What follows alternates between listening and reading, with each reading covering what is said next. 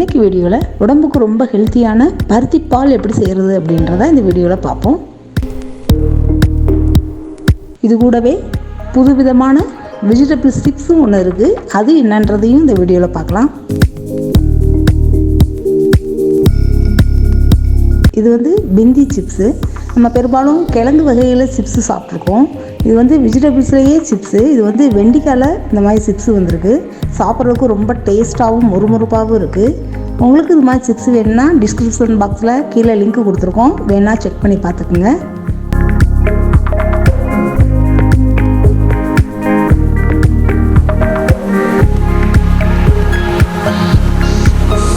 இது பருத்தி விதை. இந்த பருத்தி விதையை முதல் நாள் நைட்டே சுத்தம் பண்ணிவிட்டு தண்ணி ஊற்றி ஊற வச்சுருக்கோம்.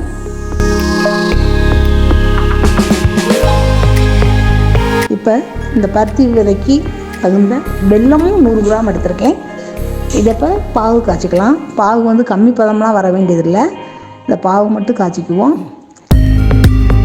இப்போ இந்த பருத்தி விதை பாருங்கள் நல்லா ஊறி இருக்குது. இப்போ இந்த பருத்தி விதையை 2 தடவை நல்லா கழுவிட்டு மிக்சியில் அரைச்சிக்குவோம். இது ஒரு 3 தடவை பால் எடுத்துக்கலாம். இப்போ அரைச்சதுக்கப்புறம் பார்த்தா இந்த அளவுக்கு வந்திருக்கு. இதை எப்படி வடிகட்டிடுவோம்.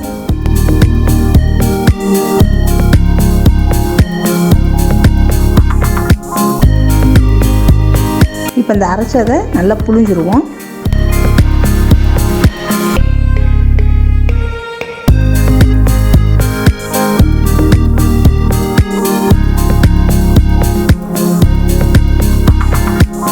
இப்போ தான் இன்னொரு தடவையும் பால் எடுத்துக்கலாம்.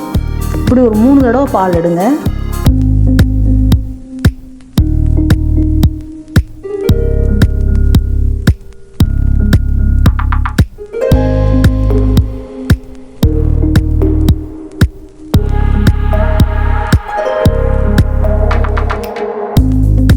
இந்த பாலையுமே இப்போ எல்லாத்தையும் ஒன்றா நல்லா வடிகட்டி எடுத்து வச்சுக்குவோம்.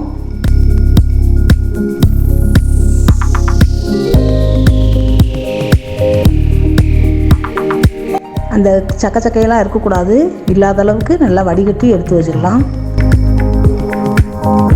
இப்போ இதில் ஒரு பச்சரிசி நான் 3 ஸ்பூன் நல்லா ஊற வச்சு எடுத்து வச்சுருக்கேன். அது கூட 1 ஸ்பூன் மிளகு, 2 ஏலக்காய், 1 துண்டு சுக்கு எடுத்து வச்சுருக்கேன். இப்போ இது எல்லாத்தையும் மிக்சியில் போட்டு நல்லா நைஸாக அரைச்சிக்கலாம். இதையும் நைஸாக அரைச்சாச்சு. இப்போ இதையும் எடுத்து வச்சுக்கலாம். இப்போ வெல்லமும் நல்லா கரைஞ்சிருச்சு. இப்போ இந்த வெல்லத்தையும் வடிகட்டி எடுத்து வச்சுக்குவோம். இப்போ பருத்தி பால் செய்ய ஆரம்பிச்சிடலாம்.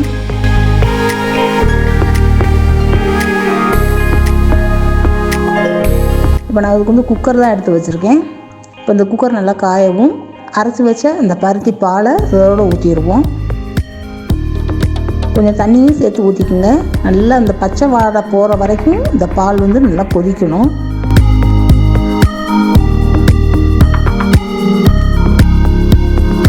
ஒரு 100 கிராம் போட்டோம்னாலே ஒரு 5-6 பேர் சாப்பிட்லாம் அந்த பருத்தி பால்.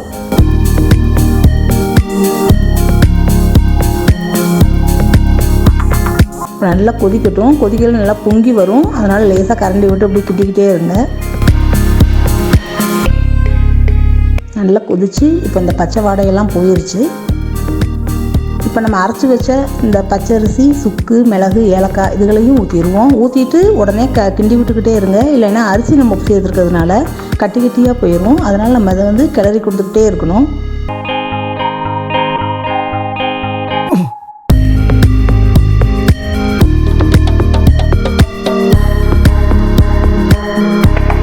தண்ணி உங்களுக்கு எவ்வளோ தேவையோ அந்த அளவுக்கு கொஞ்சம் ஊற்றிக்கலாம். பாருங்கள், நம்ம அரிசி ஊற்றிருக்கனால பாருங்கள் நல்லா கெட்டி ஆயிடுச்சு. அரிசி ஊற்றினதுக்கப்புறம் நல்லா ஒரு 5 நிமிஷம் கொதிக்கட்டும். நல்லா கொதிச்சதுக்கப்புறம் இப்போ நம்ம எடுத்து வச்சுருக்க வெள்ளைப்பாகையும் ஊற்றிக்கலாம். வெள்ளைப்பாகு ஊற்றி ஒரு 5 நிமிஷம் நல்லா கொதிக்கட்டும். இதுக்கு வேண்டிய அளவு டேஸ்ட்டுக்காக கொஞ்சமாக உப்பு சேர்த்துக்குங்க. நல்லா கொதிச்சிருச்சு. அவ்வளோதான். இந்த இதை அப்படி எடுத்து வச்சுருவோம். உங்களுக்கு வேணும்னா தேங்காய் பூ மட்டும் கொஞ்சம் லேசாக திருவி அப்படியே மேலே போட்டால் போதும். ரொம்பவும் சத்தான இந்த பருத்தி பாலை நீங்களும் ட்ரை பண்ணி பாருங்கள். ட்ரை பண்ணி பார்த்துட்டு எப்படி இருக்குன்றதை எங்களுக்கு கமெண்ட்ஸில் சொல்லுங்கள்.